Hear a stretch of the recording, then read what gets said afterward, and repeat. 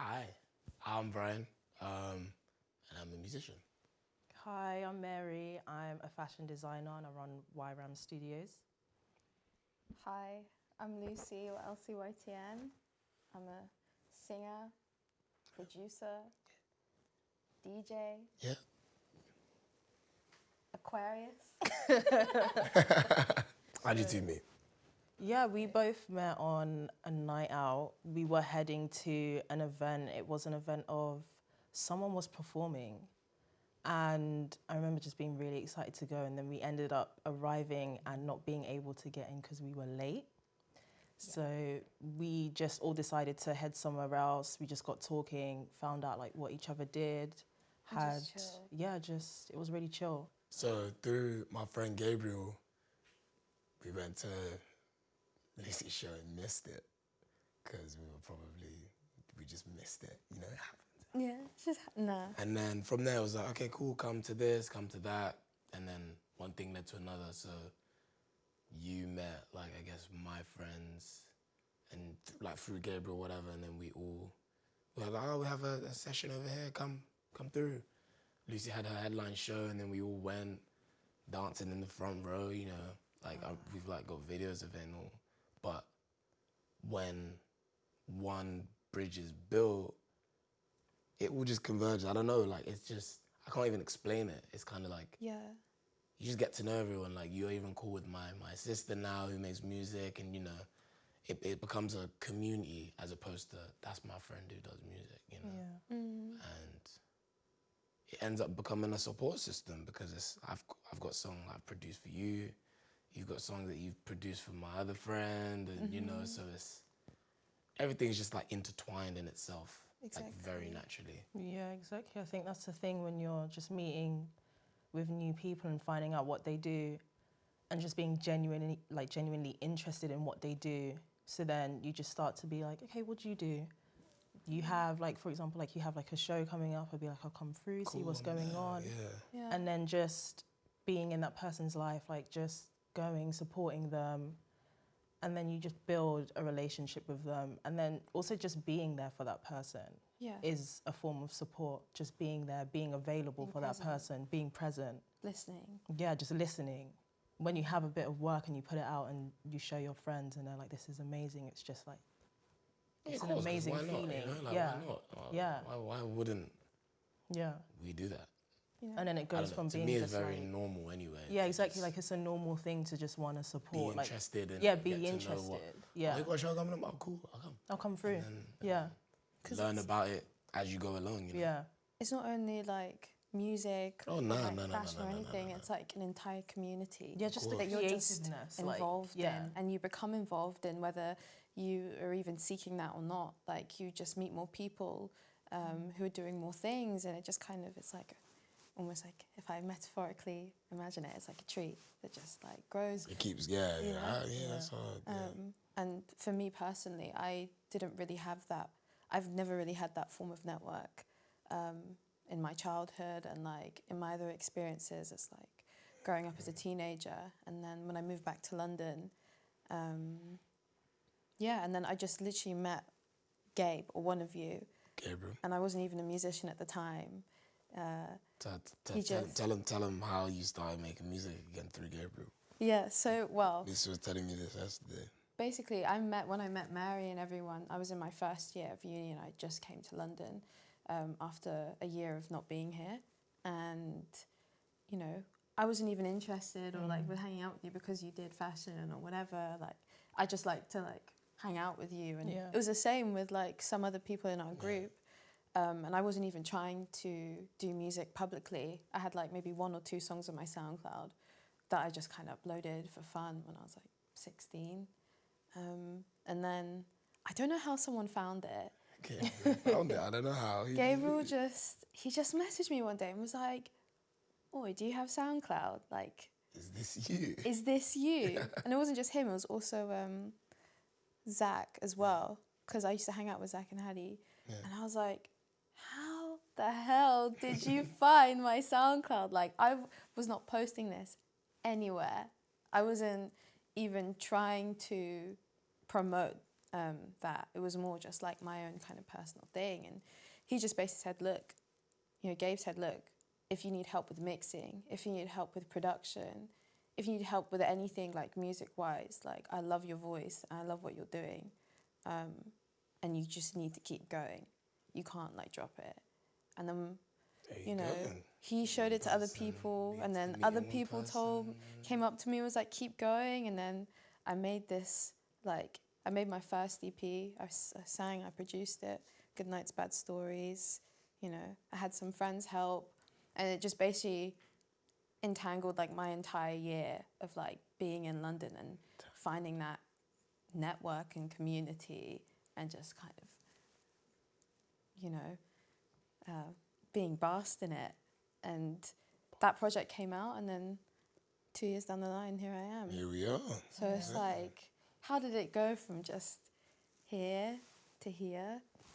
Yeah, it just kind of shows like just the support from friends, how it could just take you to like a new level, another level. I was saying this earlier, I was like, oh, like, the way I see like the people we know and who do just creative things in general, music, art, fashion, whatever it may be, is like a solar system, right? And there's like, all the planets orbit themselves in different times, but there's always that one point where everyone just like aligns. Yeah. It's like everyone's just like on the same page, and it's like, all right, cool, you know, we're hanging out, cool, we're doing stuff together, and then we just go our separate ways. Orbits in different ways, and everyone's doing their own thing. So, yeah. So how's it affected us create? Well, me, I would say it's been kind of hard, because what I do is very community based. I can do things by myself, but I enjoy doing things with other people. I have like photographers, I have whatever, designers, everything. So when we would all get together, things would happen. Obviously, we can't get together, so things can't happen. And, you know, I've been seeing a lot where, like, people are like, you know, you have all the time in the world to be working on your stuff, but it's like it's kind of hard when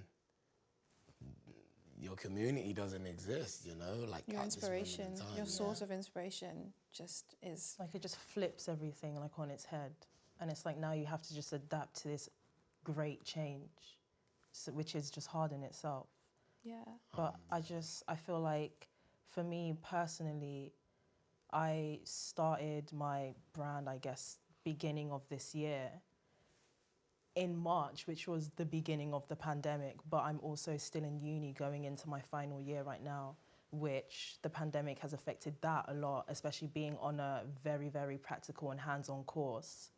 So it's just going back to that, just having to change how I work, which I feel like as a creative, it can kind of like bring you down sometimes, because you sort of have a way of working and knowing that you sort of have to really just change and like look at things differently, I guess. But then on the flip side of that, because my brand is quite small and I did start when the pandemic started, in that aspect, I didn't have to really change how I worked then, because it was like... It's not immediate. Yeah, exactly. Because like it happened when I started this brand, so I was kind of like working in the way with the pandemic. But I feel like as we come out of this, and just how things are right now, like the rules are always changing, everyone's quite unsure of like what's going on, so that as well, it just adds a bit of pressure, it's just confusing. So I feel like just as a creative, you kind of just have to make things work, you know, make things work and try and find... Yeah, just adapt, really. You know, the rule of man, you know, you adapt or you die. For me personally, when I sit down, I'm in my room, and I think, okay, I'm going to be creative now.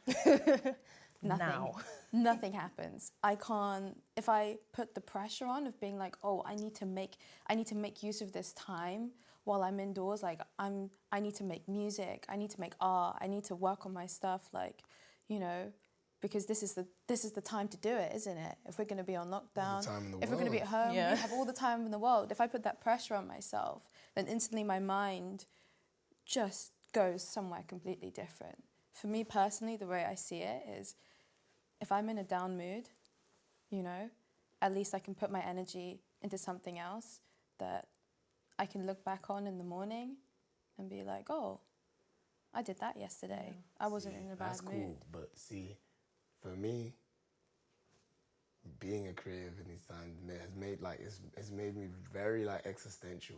You realize that a lot of things don't actually matter, but they matter to you, so they matter, if that makes sense. Exactly. The way, especially the way we're seeing the government, you know, urging creatives to get other jobs and things like that, right? Rethink. You know, Reskill. Think your life. Reboot. Yeah. but you know, the creative industries generate a lot for, I guess, the economy, if you want to talk about the economy, but just in life, you know, you being creative is a way of being, you know. It's kind of something not people can give up. Just like, all right, cool, I'm just not going to do what I'm going to do. Like, you know, 100%. Yeah. you have urges to do Yeah, some exactly. things, you know. 100%. Not everyone has it, which is cool, that's fair enough. But being a creative in a time where it's like you're not able to and you don't have the access to all the things you usually have, I feel like it's kind of detrimental. You know, it's like digging yourself a hole. So for me, I find myself being the most creative when I have so many things. So much going on. You know, so like I'm like, all right, cool, I'm gonna make time to be creative. You know, Yeah. like okay, I've had a long day, but I'm like, all right, cool, I got like 2 hours. Let me just see whatever happens. But when you have all the time in the world, you start to procrastinate. You're like, yeah, I'll do it later, and then you know, Yeah. later never comes because you're like, oh, I still have time. And that's what I feel like being at home in lockdown has like sort of done to me. Yeah, I feel like kind of piggybacking off a point you made, I feel like the pandemic, and as a creative, I feel as though, yeah, like we do have like all the time in the world to do everything, but I feel, me personally, Feels like we don't too. it feels like we do and we don't. I feel like me personally, compared to someone who isn't necessarily a creative, for example, people have like lost their jobs, people have, lost their daily lives, their routines have just completely gone to crap. And people have died. You know? Yeah, just like You know what lots I'm of saying? things Like, have people have died. happened. That's what I mean by like, I think like that, where it's like, you know, I'm not worried about being a creative, but I'm like, people are dying, you know. But then also I feel as though because these people have lost their livelihoods, they don't have a way to sort of get through this time. They're sort of just at home, not really Limbo. doing anything. Whereas us, I feel like as creatives, even though we have maybe lost a type of routine or just lost even like our workspaces, our places that we go to work,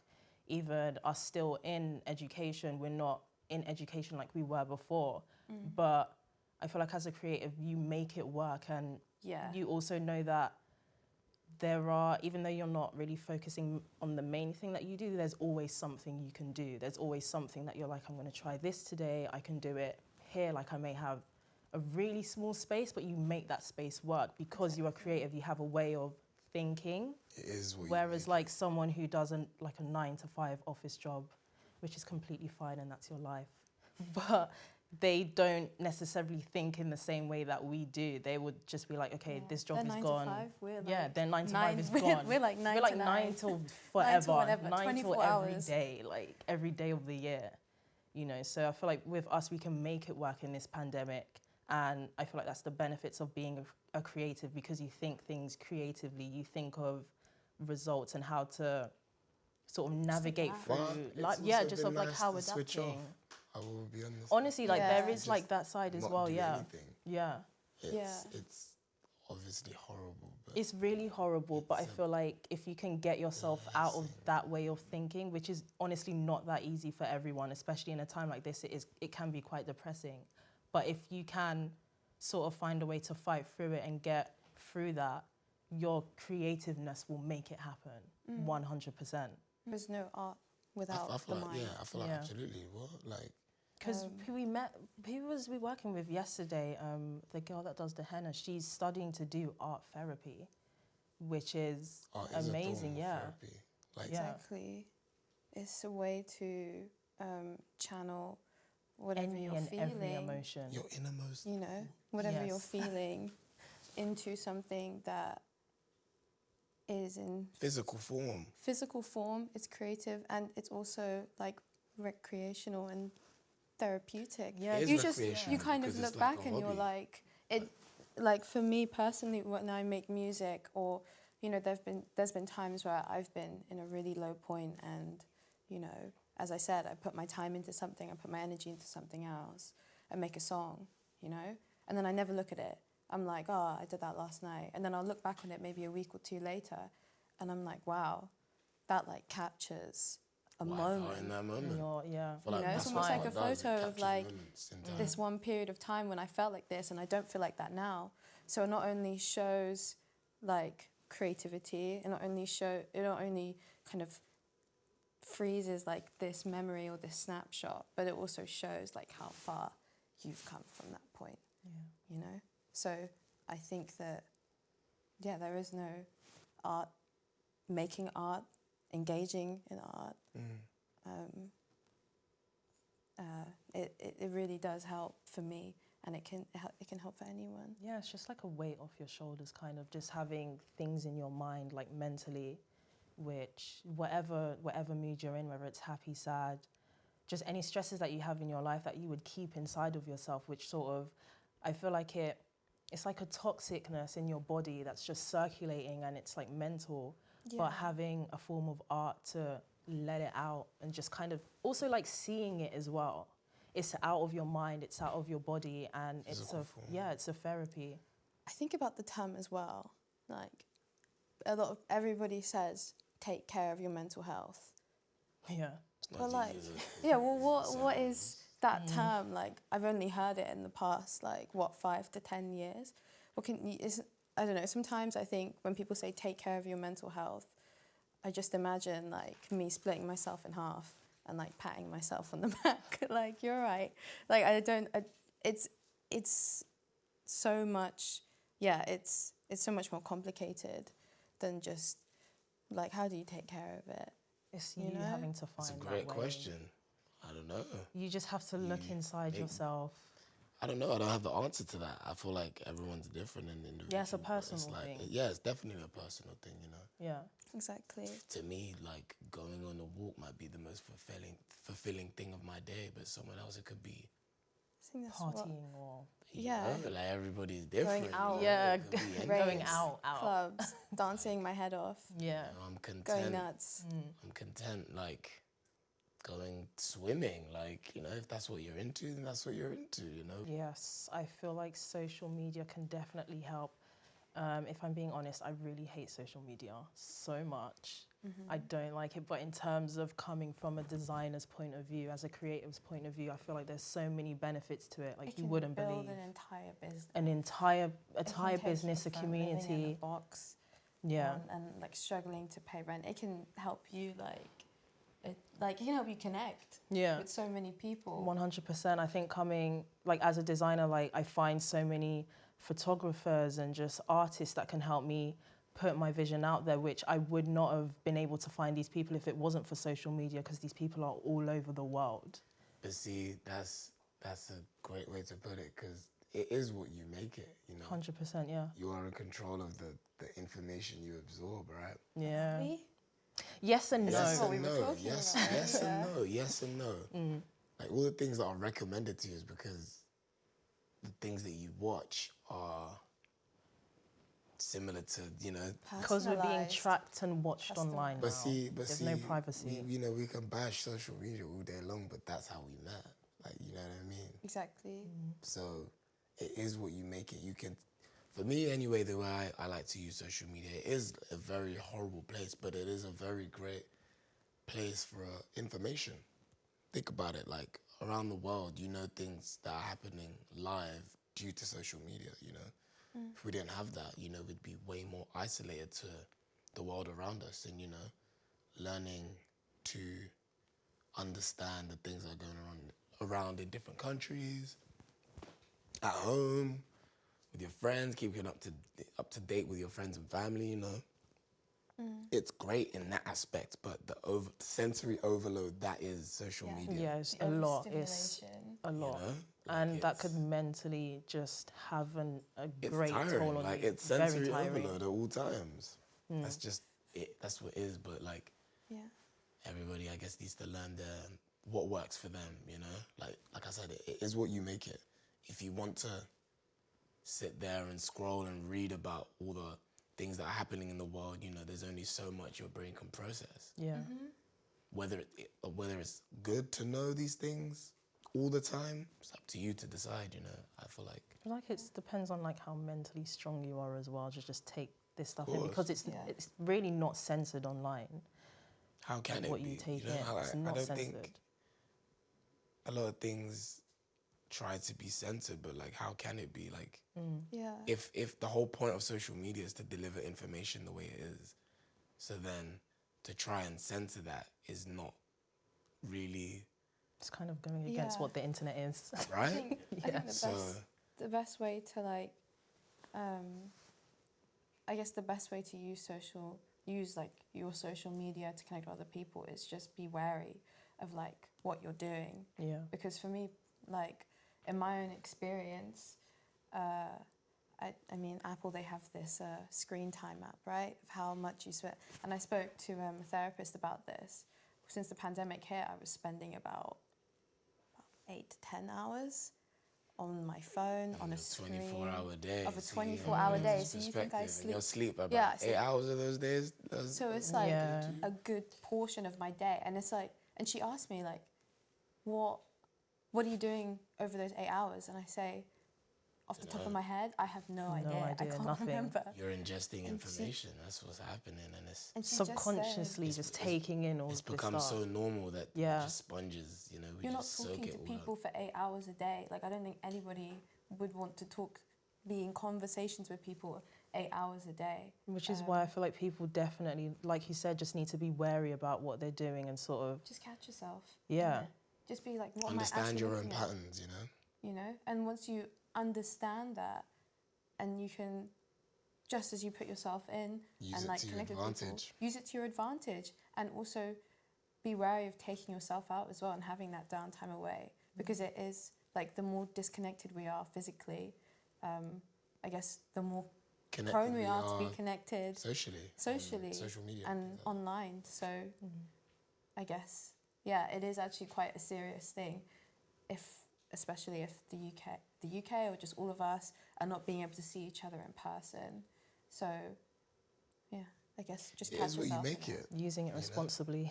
For me, it's about I don't know. The way I find myself catching myself out is like when I do very basic things, like I go to the toilet and I'm like, oh shit, where's my phone? Oh, my bad, but where's my phone? Even in instances like that, you're like, wow, like, well, I can't go to the toilet without your phone. You know, like it's the very basic, minimal things. You're like, all right, cool, I'm brushing my teeth, whatever. And you're like, oh shit, like I need to talk to, like, you know, you can't even take 2 minutes out of your day to what? Like brush your teeth, you know, go to the toilet. Like that's how it's gotten for me, you know. Like I'll be sat here, I'll be like, nothing's going on, whatever. I'll be waiting for a bus. I'll be sitting on a train.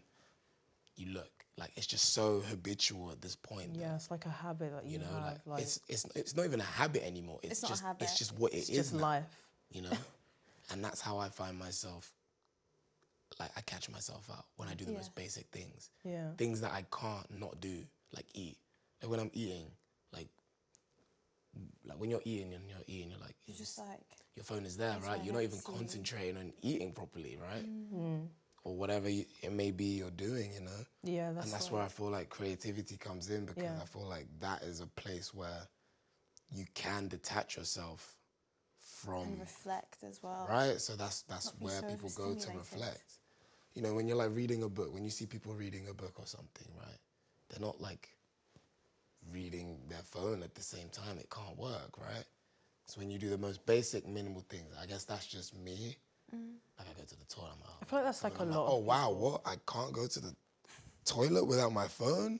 Like that's crazy to me. But I don't know. Advice that I would give is moderation. I feel like discipline is something that you have to learn. You know, when it's so habitual that it's like you might as well have a phone like ingrained into your arm at this point, right? But it's like you need to be like, all right, cool, today I'm gonna put my phone down. And it's not as easy as just saying that, right? Like my phone's like right here, you know, like at some point, like, you need to just, I'm gonna put it in a drawer and I'm gonna leave it in there. I guess that's what I try to do to disconnect. Like, you know, I try and do like very basic things. Like, I'm going to the shop, I need a drink. Cool, I'm gonna leave my phone at home. It's kind of like Small also steps, like baby steps. coming off of what you're saying as well. Like my younger sister, she's 17 now, and she's literally the exact same. Like she will go to the toilet with her phone. She will, for example, probably making food, she'll be on her phone. Eating, she'll be on her phone. Even like just trying to do schoolwork, she'll like have her phone with her. And it's just interesting sort of seeing that, because having my little sister who's 17, and then there's me and there's my other brother as well that lives with us, he's 25, and then me and him are close in age. So we were together like when we were younger. Like when we were younger, we were outside, we were running around, falling down. Comparisons, yeah. right? And then when my little sister was younger, social media was starting to sort of blow. So she's had like social media for a very big majority of her life. We are like the I internet era. Yeah, like I I had don't remember not having the internet. like I had the time of not having social media and then having social media. So just seeing that difference. And then I always look at her and I always tell her like, yo, you don't need to be on your phone like this. Like I'm not innocent. I am on my phone a lot, but I can see the difference. And like, Just noticing the pattern. I have something similar. My little sister, like, I was talking to her, she was like, watching people bake.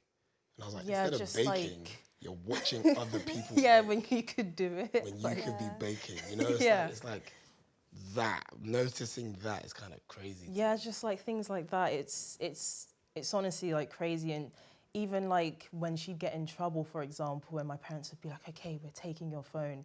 And she would throw like the maddest fit. She would not talk to anyone. And like, you could sort of see the change, like, this is kind of going deep, but you can like see the change like mentally and in them when they don't have the phone with them. And it's kind of like, it's kind of scary. It's kind of like, it's kind of scary.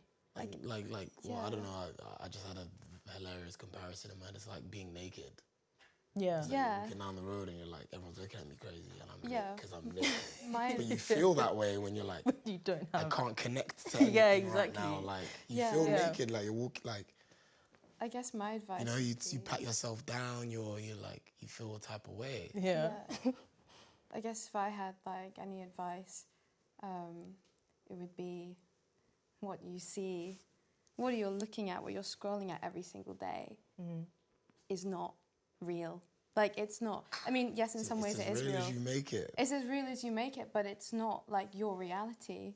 A lot of it is curated, especially when you're looking at your friends online. They only show you, really and truly, they only show you the good bits. Exactly. And it's also like it's their best projection. And I feel like for young children as well. Like for young children as well. Young children, when they're seeing things online and sort of comparing themselves to that, it can mess them up as well. It's just like, why is my life not like that? Why don't I have that? Why are things not? Yeah, and you're not supposed to know so much about what this person has going on. Yeah. So yeah, just knowing that these young kids are comparing themselves to these other people, just to remember, like, they're only showing you the good bits. Yeah. Everyone has ups and downs. Everyone has days where they're like, there's work in progress, or not everything's how it should be. Like, everyone has those days. Don't think that someone's living life and it's amazing 24/7. Like, people have their moments, but they're not going to show you that. So just remember, like, when you're looking at online, just don't compare. Just live your life. Can't compete where you don't compare. As an artist, like, I have down days. Obviously, everyone does, but humans do. All humans do. And for a while I was on social media, on Instagram, on Facebook, interacting with people, with fans, they would want the best for me. And they say it, I only want the best for you. Like, I want to root for you. I want to see you grow. I want to see you shine. I want to see you doing well. And so in my head, I almost kind of subconsciously thought, well, if they only want to see me doing well, then why would I show any of my failures? I should only probably show them my success. And that's going to make them happy. That's what you get trapped in. Happy. And exactly, that's what, not just artists, but I think what so many young people just get trapped in. It's like, I'm only able to show a side that people... please these people. To please other people, you know, and they think, oh, this is what will... That's currency Yeah. at this point. That's what's going to make It's like Black people, Mirror. you know, and in some ways you want to believe that that's how you always have to be. You always have to be successful. You always have to be doing stuff. You always have to, like, no, you don't, you know. I think a really big lesson that I've tried to teach myself is just be you. For me, the thing that I've taught myself is to be present. Be present. Yeah, you know, talk to the people around you. Save your energy, like Like put be your wary energy. of where you put your energy. Yeah. Exactly. Why am I scrolling with Protect yourself as well as watching others. other people's And that's in lives more and ways than really one. Putting this time into my life, like what? Yeah. It's backwards.